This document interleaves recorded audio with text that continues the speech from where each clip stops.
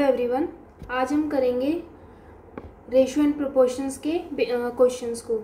इस पीडीएफ में सारे बेसिक टू एडवांस क्वेश्चंस हैं। ये आपके जो बैंकिंग कंसेप्ट्स हैं उसको क्लियर करने में हेल्प करेंगी। फर्स्ट क्वेश्चन है A ratio B ratio C हमें गिवन है। हमें क्या निकालना है? ए रेशियो सी निकालना है। तो यहाँ से हम क्या करेंगे कि जो दोनों रेशियोज़ है उसमें एक कॉमन है जो है बी। तो बी का जो रेशियो है उसको हम सेम कर लेंगे, मतलब A ratio B ratio C. तो ए और बी का रेशियो क्या है? 7:9। और बी और सी का रेशियो क्या है? 5:7। इसमें सिर्फ एक यही कॉमन है, तो इन दोनों के रेशियो को हम इक्वल कर दें। इसके लिए हम इस पूरे को 5 से मल्टीप्लाई कर देंगे और इस पूरे को 9 से कर देंगे। तो इससे हमारा क्या आ जाएगा? ऊपर वाली वैल्यू आ जाएगी 35:45 और जो हमारे नीचे वाली वैल्यू है वो आ जाएगी 45:63। अब ये दोनों कॉमन हो गए, इसको हम ऐसे लिख सकते हैं 35:45:63। पर हमें क्या चाहिए? सिर्फ ए और सी, तो हम बी को हटा देते हैं। तो ये आ गया 35:63। इसको हम और शॉर्ट फॉर्म में लिखेंगे जो 5:9। That is first. Second question है हमारे पास ए रेशियो बी जो है 3:4। उसके बाद है बी रेशियो सी मतलब 8:10। उसके बाद है सी रेशियो डी मतलब 15:17। और हमें निकालना क्या है? इन चारों का रेशियो निकालना है, मतलब इन चारों के बीच का रिलेशन निकालना है।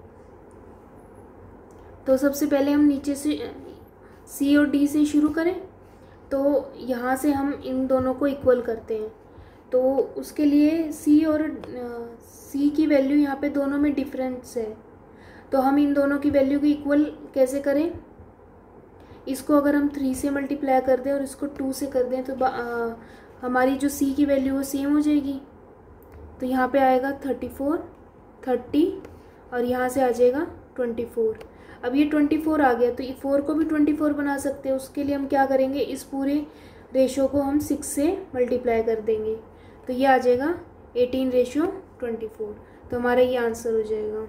ये अभी भी हमारे शॉर्ट फॉर्म में कट सकता है 9, 12, 15 और 17, मतलब फर्स्ट आंसर जाएगा। थर्ड क्वेश्चन, थर्ड भी सेम है। A ratio B 1:2, B ratio C 3:4, C ratio D 2:3 और डी रेशियो ई मतलब 3:4। यहाँ पे डी और ई तो दोनों सेम है,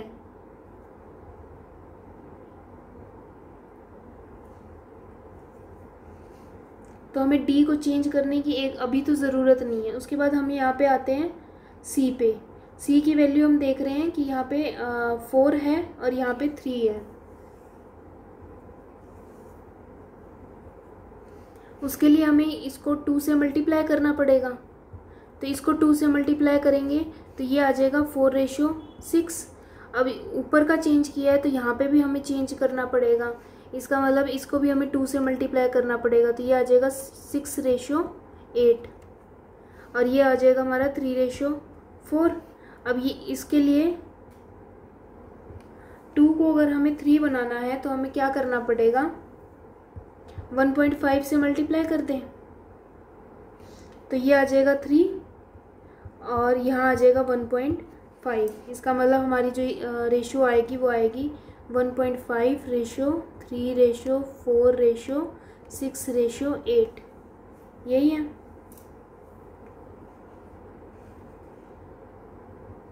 इसको हम और सिंप्लीफाई करें तो अगर यहाँ से हम पॉइंट हटाएंगे तो ये आ जाएगा 15:30:40:60:80।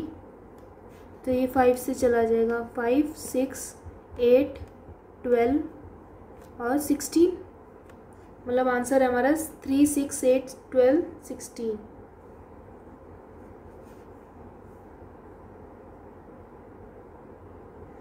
Next fourth question. फोर्थ में है हमें क्या गिवन है? x = 1/3y। इसका मतलब हम इसे लिख सकते हैं x by y equals to 1/3। It means x ratio y equals to 1:3। इसके बाद गिवन है y इक्वल्स टू 1/2z, मतलब y अपॉन में z इक्वल्स टू 1/2, तो y ratio z equals to 1:2। तो हमसे क्या पूछा है, x ratio y ratio z। तो इसमें भी हमें सिर्फ y की वैल्यू को सेम करना है, तो हमें इसके मल्टीप्लाई कर देते हैं इंटरचेंज करके, मतलब 1:3:6। Third answer. Next fifth, find fourth proportional to the number 6, 8, 15। Fourth proportional का मतलब होता है a/b प्रोपोर्शन लगा के c/d। इसमें a और c इक्वल होते हैं और b और d को हम इक्वल रखते हैं। इसका मतलब a/c इक्वल्स टू c/d। तो a की वैल्यू है हमारे पास 6, b की वैल्यू है 8 और c की वैल्यू 15, तो d की वैल्यू हमें निकालनी है। तो ये 3/4 और यहाँ पे 5, मतलब d की वैल्यू आ जाएगी हमारे पास 20। Seventh question, find the third proportional to 15 and 20। Third proportional का फॉर्मूला होता है a/b प्रोपोर्शन b/c। इसका मतलब b² इक्वल्स टू ac। तो हमारे पास क्या गिवन है 15, इसको हम a ले लेते हैं, ये हमारे पास c हो जाएगा, b हो जाएगा। तो हमारे पास हमें क्या निकालना है, c की वैल्यू निकालनी है। इसका मतलब 400 equals to 15c।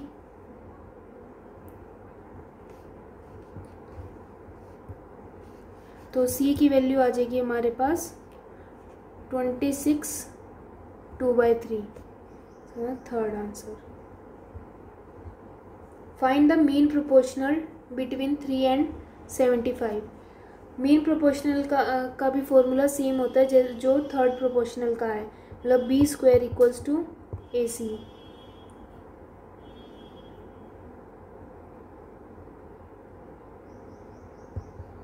Three into 75 equals to b²। इसका मतलब है कि मतलब इनका जो हम इन दोनों को मल्टीप्लाई करके इन और फिर उसका अंडर रूट निकालना होता है। इसको हम ये कह सकते हैं कि ए बी का अंडर रूट, ये नहीं होएगा।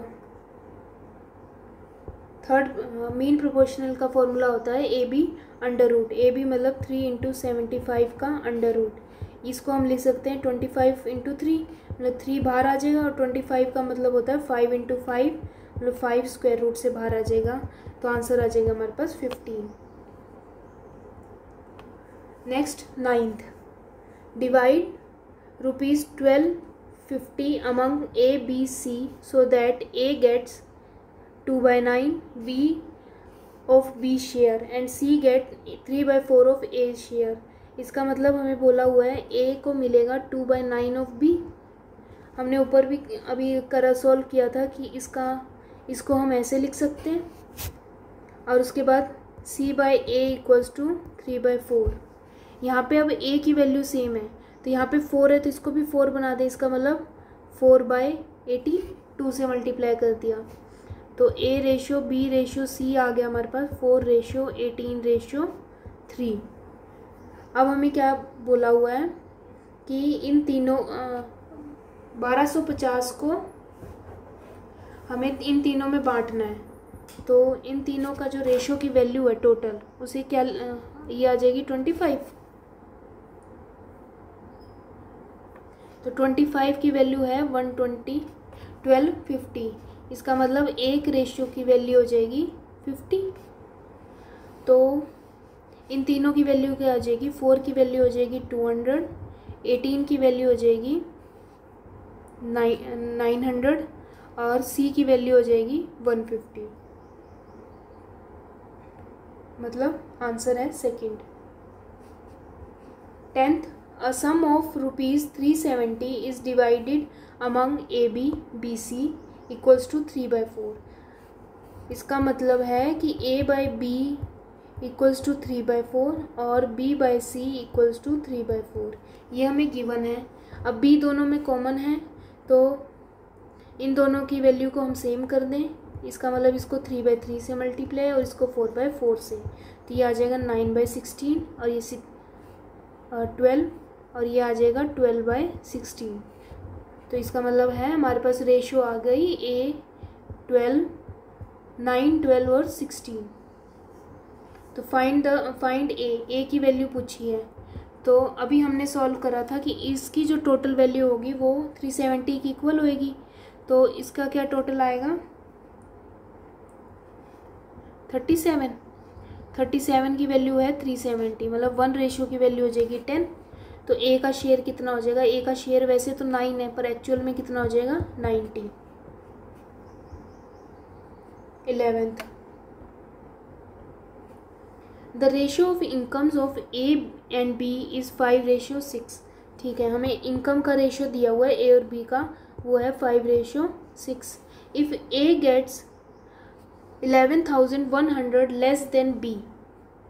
वैसे रेशियो के हिसाब से अगर हमें देखें तो ए को कितना कम मिल रहा है 1, पर एक्चुअल में इसकी वैल्यू कितनी है 11,100।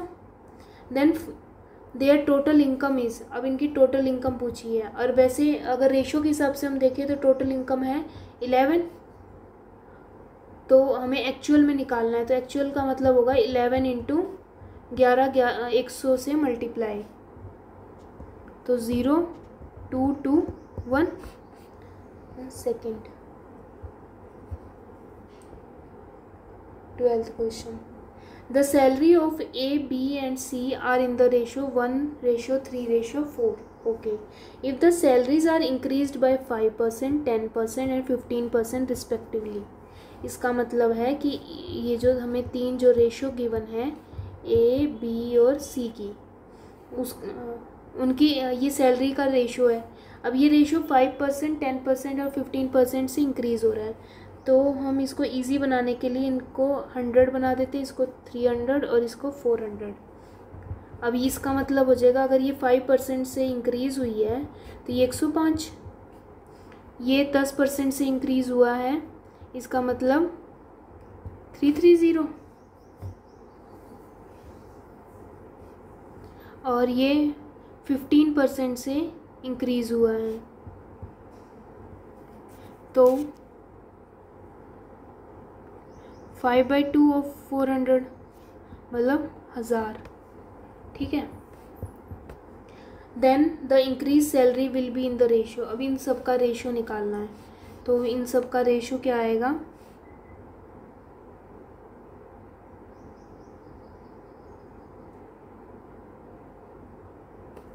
ये 3/20 है।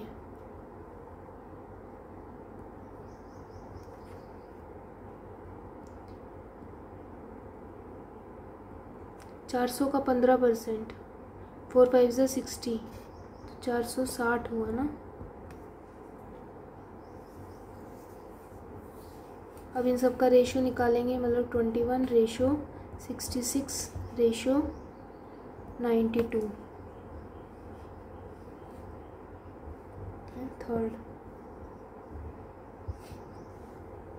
next question, if there is a reduction in the number of workers in a factory in ratio 15:11 and increment in their wages in the ratio 22:25, then the ratio by which total wage of the worker should be decreased।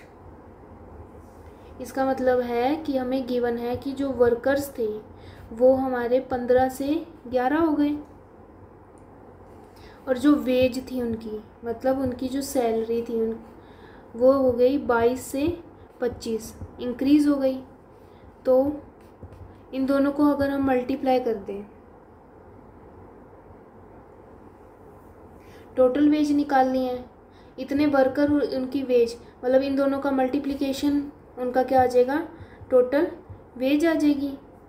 Total salary कितनी है, तो 15 जनों की 22 से multiply करेंगे तो 330, और ये हो जाएगा 257। कितना डिक्रीज़ हुआ है, 25 और 30 55 अपॉन में 3 3 0 अपॉन में 100, मतलब 5/30, 0 से 0,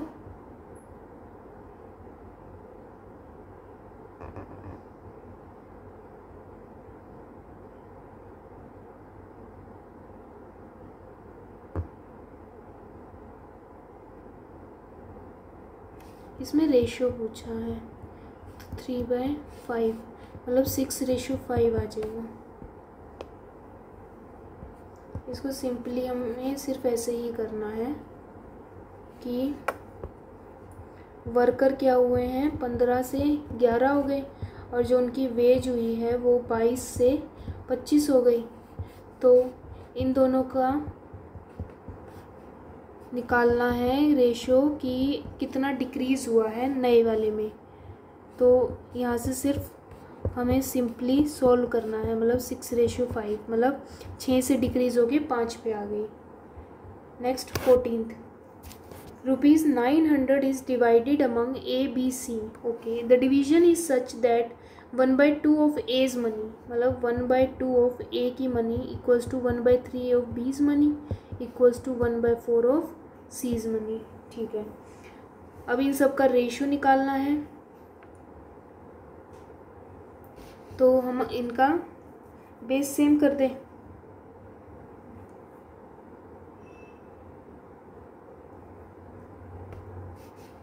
ट्वेल्व के लिए 6A 4B और यहाँ पे 3C, यही आया।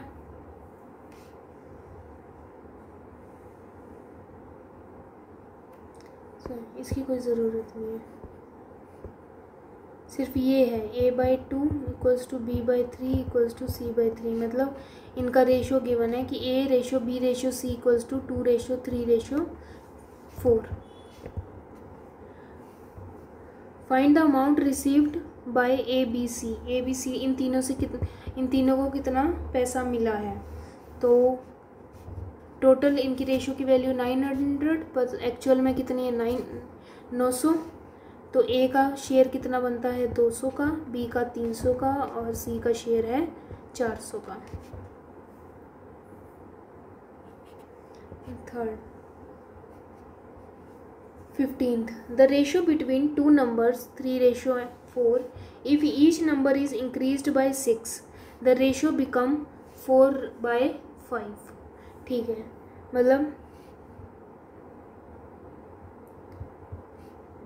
3:4 है।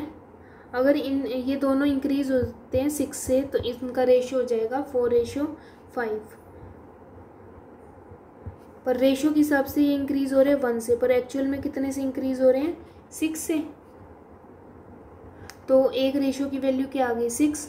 फाइंड द टू नंबर्स, इन दोनों की वैल्यू, मतलब 3 की वैल्यू हो जाएगी 18 और 4 की 24। 16th, the ratio of two number is 7:9, if each number is decrease by 2 the ratio become 3:4। यहाँ पे पहले 7:9 का था नंबर, उसके बाद 2 से डिक्रीज हुआ तो वो क्या बन गया 3:4 का। तो यहाँ से अगर हम गैप देखें तो यहाँ पे 2 का गैप है और इन दोनों रेशियो के बीच में 1 का गैप है। तो सबसे पहले हमें गैप सेम करना है, तो इसके लिए यहाँ पे 2 से मल्टीप्लाई करेंगे तो 6:8। अब कितने का डिक्रीज़ हो रहा है इन दोनों में देखेंगे तो 1 का, यहाँ से भी 1 का, पर एक्चुअल में कितना है 1 ना होके ये है 2 का। तो दोनों नंबर कितने हो जाएंगे, मतलब 7 की वैल्यू हो जाएगी 14 और 9 की वैल्यू हो जाएगी 18। तो इन दोनों का सम बोला है तो ये आ जाएगा 32। 17th, the sum find the number निकालना है when added to the term ratio 11:23 makes it equal to the ratio 4:7। ऐसा नंबर निकालना है कि अगर हम इस रेशियो में वो नंबर ऐड करें तो वो क्या बन जाए 4:7। तो सबसे पहले हम यहाँ पे भी गैप ही देख लेते हैं, ये है 14 का गैप और यहाँ पे कितने का है 3 का। तो इन दोनों को इंटरचेंज करके मल्टीप्लाई कर देते हैं, इसका मतलब इसको 3 से और इसको 14 से, तो 33:75। 56:98। अब कितने का गैप है? यहाँ पे 42 का, यहाँ पे भी 42 का। ठीक है, तो अब यहाँ पे कितना नंबर ऐड हो रहा है? इसका मतलब हम चेक कर लेते हैं। यहाँ पे 23 ऐड हो रहा है और यहाँ पे भी 23। तो हमें नंबर ऐड करना पड़ेगा 23। यहाँ कुछ ऑप्शन में गड़बड़ है, तो यहाँ इसका आंसर आ जाएगा none, that is 23।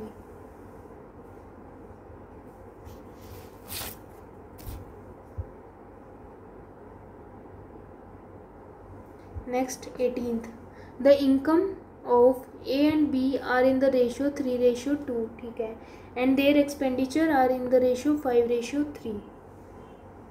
If each save 2000, what is their income?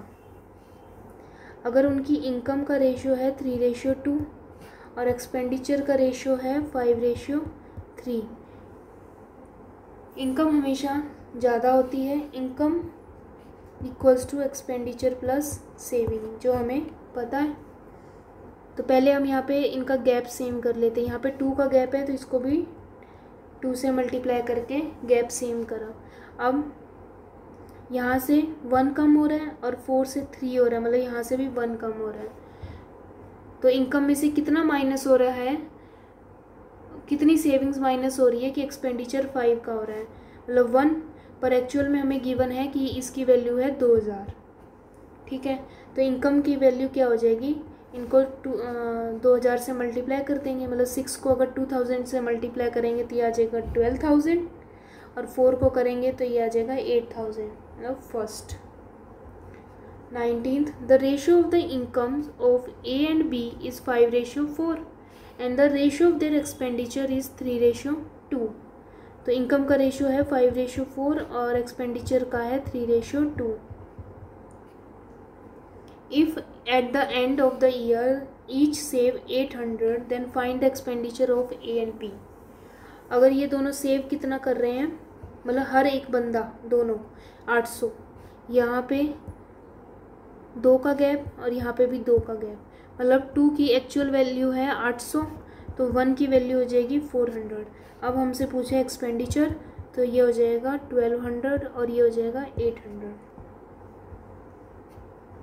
20th, the ratio of income of Mohan and Rohan is 8:5, income given है, and their expenditure is 3:2।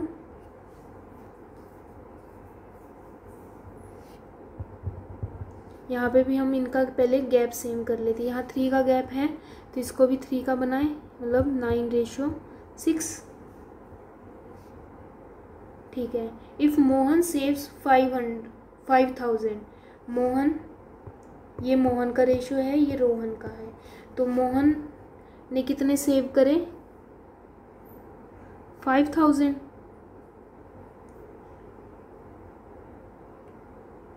And Rohan saves 2500।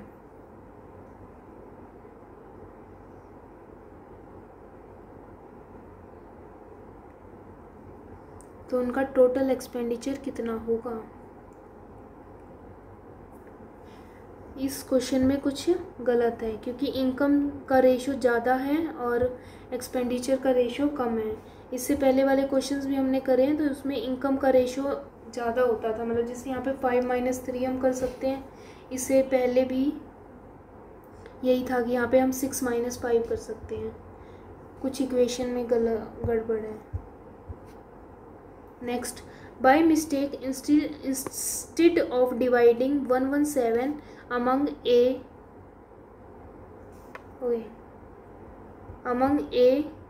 B and C in the ratio 2, 3 and 4, who gain the most of and by how much? तो जिसका ratio ज़्यादा होगा, मतलब यहाँ से हम निकाल लेते हैं इन सबका सम कितना हुआ 9, तो यहाँ से वैल्यू आ जाएगी हमारी 13। रेशियो सबसे ज़्यादा है 4 का,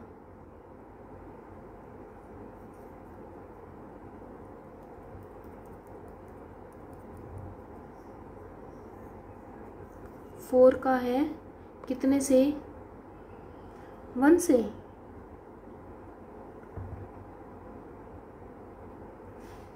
by mistake instead of dividing ये among,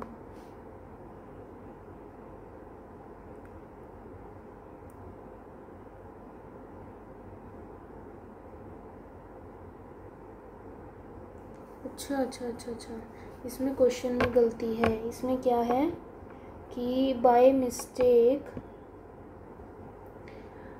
instead of dividing ₹117 among ABC in the ratio 1/2, ratio 1/3, ratio 1/4 it was divided, अच्छा it was divided among 2:3 करना था इसमें पर कर दिया इसमें, रॉन्ग हो गया। तो पहले हम यहाँ से निकाल लें वैल्यू इनकी, मतलब यहाँ से 9 से मल्टीप्लाई कर रहे थे ना, नहीं 9 की वैल्यू थी 117, मतलब 1 की वैल्यू होगी 13, ठीक है। तो 13 मतलब 26, 39 और ये 52, ये हमने कर दिया, ये इनकरेक्ट है। करेक्ट हमें मतलब कि किस में करना था, वो करना था हमें 1/2, 1/3 और 1/4 में। तो इसको अगर हम 12 से मल्टीप्लाई करते हैं मतलब 6, 4 और 3 में करना था, मतलब 13 की वैल्यू 117, तो 1 की वैल्यू 9, तो यहाँ पे आ जाएगा 54, 36 और 18, ये हुआ। अब यहाँ पे कितने ज़्यादा हो गए, मतलब यहाँ कितना कम दिया इन्होंने, 28, यहाँ पे इसको मतलब 28 ज़्यादा मिले, इसको 3 देने पड़े वापस, और इसको कुछ ज़्यादा ही देने पड़े। तो गेन किसको मिला, ए को मिला 28 से।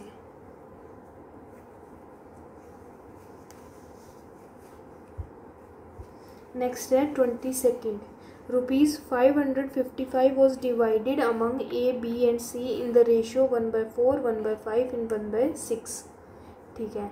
Bye mistake it was divided in the ratio 4:5:6, मतलब इनकरेक्ट रेशो क्या है, 4:5:6, मतलब 15 की वैल्यू हमें गिवन है 555, यही 37, मतलब 1 की वैल्यू है 37,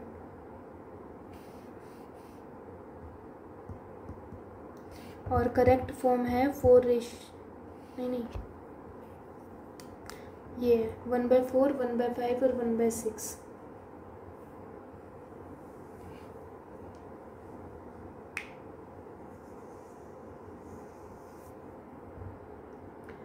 सिक्स 12 और 60 के लिए 12 5 से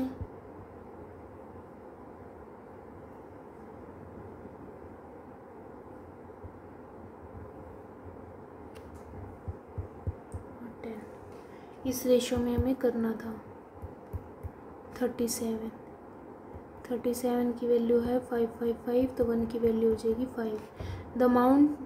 the amount in excess received by C was, अच्छा सी का अमाउंट निकालना है कि उसको कितना एक्सेस मिला, कितना मिला, 6 को 37 से मल्टीप्लाई करेंगे 222, और यहाँ पे आ जाएगा 50।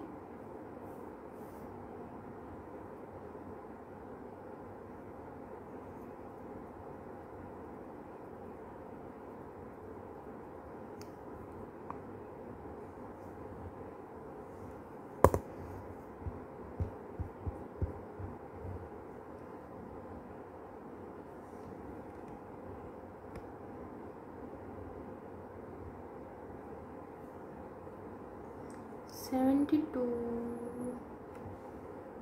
कुछ हमने गलत किया है, क्या क्वेश्चन है, ये डिवाइड करना है इसमें, by mistake it was divided in the ratio ये, find the excess received by C was.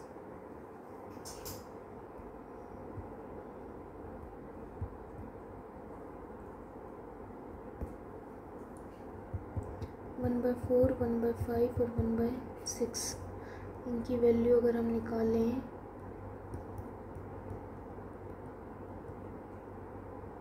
6 30 और ये 60, हाँ 60 है। 60/4 15, 12 और ये 10, मतलब 37 की वैल्यू 555। तो 1 की वैल्यू हो जाएगी, नहीं अच्छा यहाँ गलती कर दी, 5 5 सा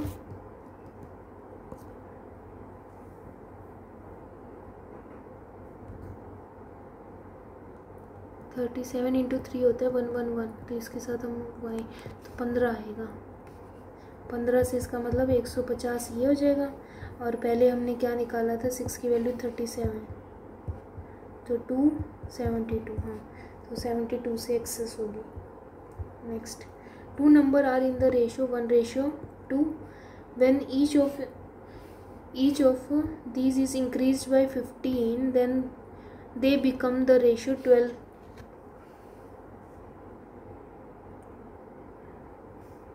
They become the ratio 1:2/3 ratio 2:1/2. The greater number is, तो जो ग्रेटर नंबर है वो निकालना है।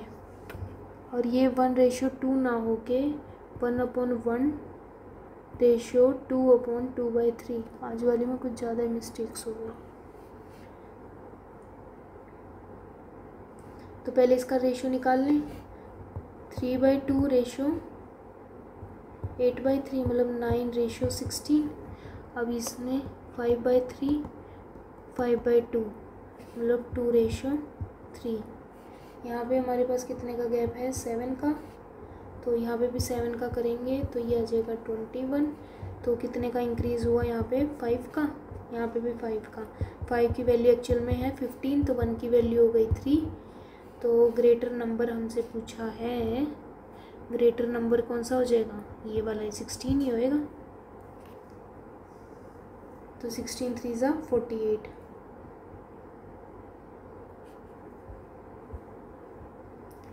Twenty-fourth, the smallest integer which subtract from both the terms 6/7 give the ratio less than 16:21.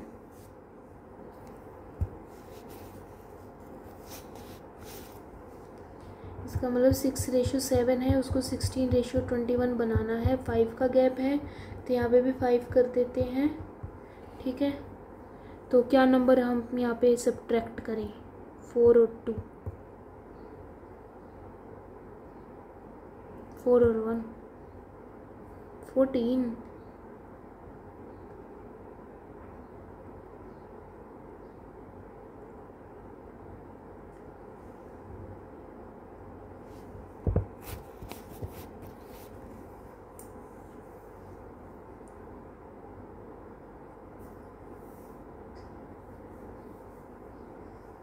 Less than 61 आना तो 14 चाहिए था, ये गलत होगा या तो।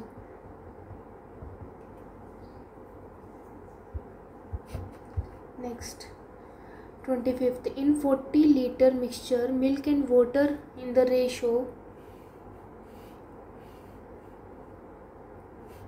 3:1। मिल्क और वाटर का रेशियो 3:1 में से 4 है और यहाँ पे 40। How much water should be added in the mixture so that the ratio of milk और वाटर बिकम 2:1। तो यहाँ पे एक की वैल्यू 10 मतलब 30 प्लस हमारे पास किसको ऐड करना है, वाटर को, मतलब 10 + x करेंगे 2/1 बन जाए, तो ये 15 मतलब 5 लीटर हम ऐड करेंगे। 26th, a mixture contain milk and water in the ratio 3:2। If 4 litre of water is added to the mixture, milk और वाटर है 3:2 में और 4 लीटर इसमें ऐड किया गया है, तो ये इन दोनों का रेशो क्या हो गया, इक्वल हो गया, मतलब 1:1। तो इसका मतलब जो वाटर ऐड किया गया उसकी वैल्यू है 4।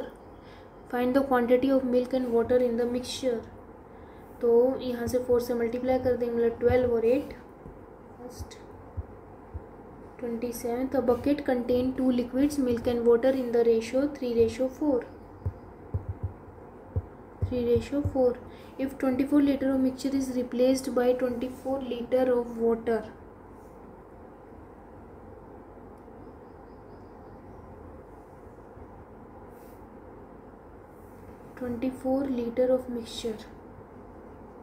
तो ये कितने में निकलेगा, 3:4 में ही निकलेगा।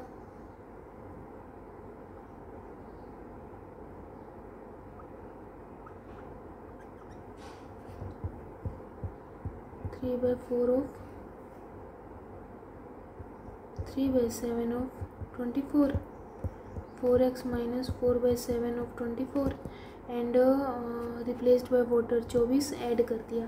Then the quantity of water in is 2 times the milk. ये 1 है तो ये 2 हो जाएगा, मतलब 3x माइनस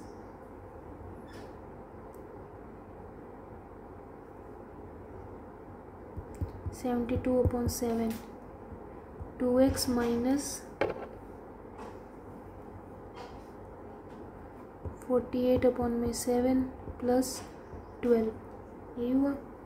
तो यहाँ से आएगा हमारे पास x इक्वल्स टू 72, मतलब 424/7 प्लस 12, ये होता है 84।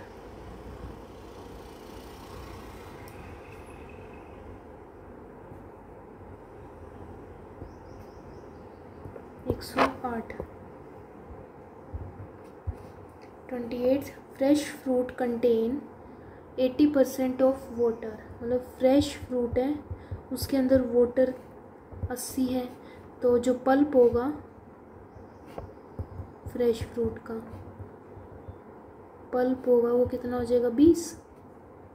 And dry fruit contain 15% of water, तो उसके अंदर पल्प कितना हो जाएगा, 85। How much dry fruit can be obtained out of इतने kg ऑफ फ्रेश फ्रूट। तो अगर मतलब फ्रेश फ्रूट को ही अगर हम ड्राई कर दें तो वो ड्राई फ्रूट हो जाएगा।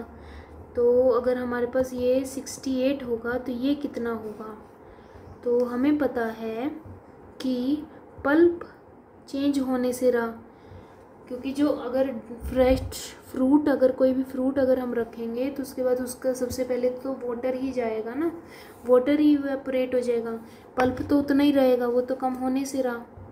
तो सबसे पहले इनका रेशो निकाल लें, मतलब 1:4 और ये है हमारे पास 3:117, तो इसको भी 17 से मल्टीप्लाई कर दें। 17 तो यहाँ पे आ जाएगा हमारे पास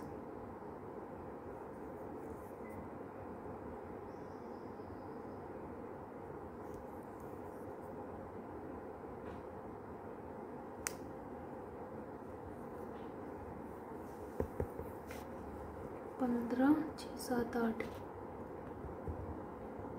20। 85 से हमें कितना मिला, 20। तो अगर 1 से कितना मिलेगा, 20/85।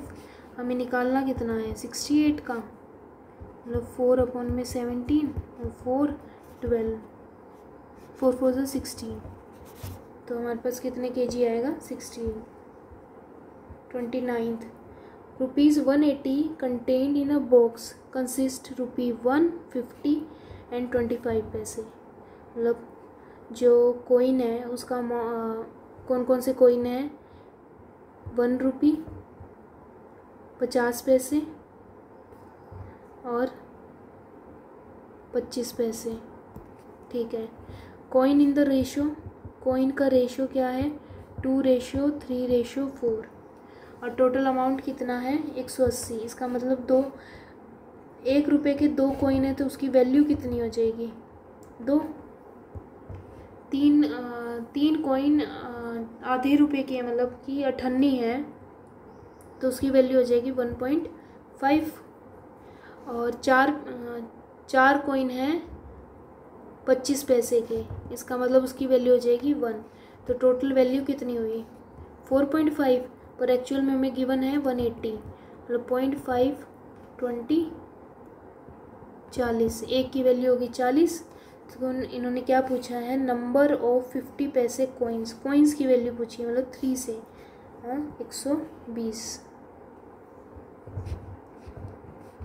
अ बैग कंटेन ₹1 50 पैसे 25 पैसे।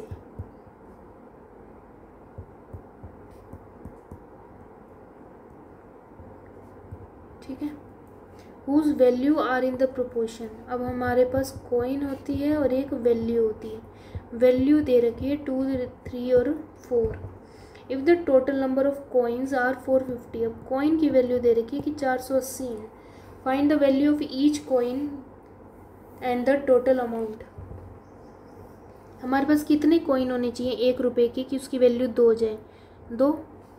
और 1.5 रुपये 98 के 1.5 नहीं 6 कॉइन होंगे तभी तो 3 वैल्यू होएगी। और अगर हमारे पास यहाँ पे 4 करनी है तो यहाँ पे हमारे पास 8 कॉइन होने चाहिए, 16 कॉइन होने चाहिए ना। तो टोटल वैल्यू कितनी हो जाएगी 6 और 16। तो टोटल वैल्यू है यहाँ पर पास 6, 7, 8 और 16 24। 24 की वैल्यू है 480, तो एक की वैल्यू हो जाएगी 20। तो हमसे क्या पूछा है, value of each coin and total amount. Total amount पूछे हैं, तो ये आ जाएगा हमारे पास 40 कॉइन्स की, और ये 120, और ये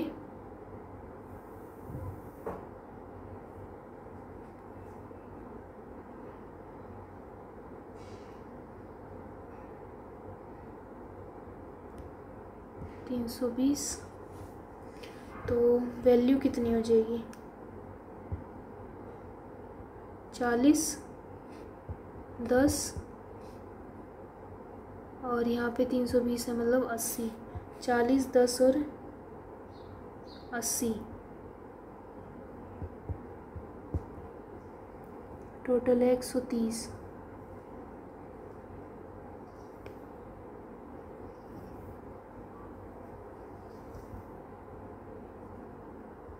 कुछ गलती हुई है क्या?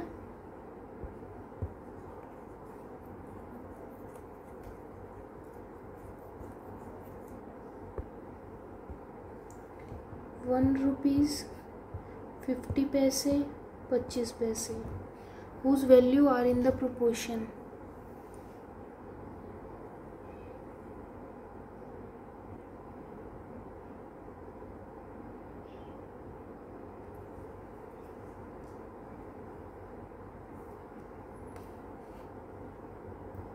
कॉइन हमें दिया हुआ है 480 और वैल्यू गिवन है 2:3:4।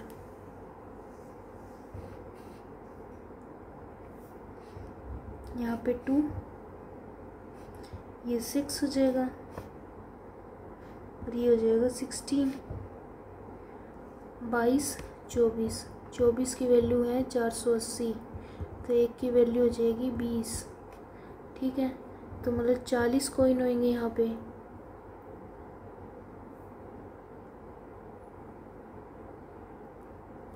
और यहाँ पे कितने हो जाएंगे 120, और यहाँ हो जाएंगे 320।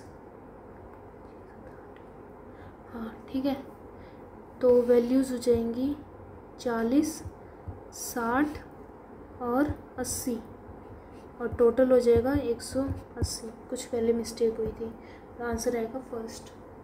तो यहाँ पे हमारा टॉपिक कंप्लीट होता है। Thank you for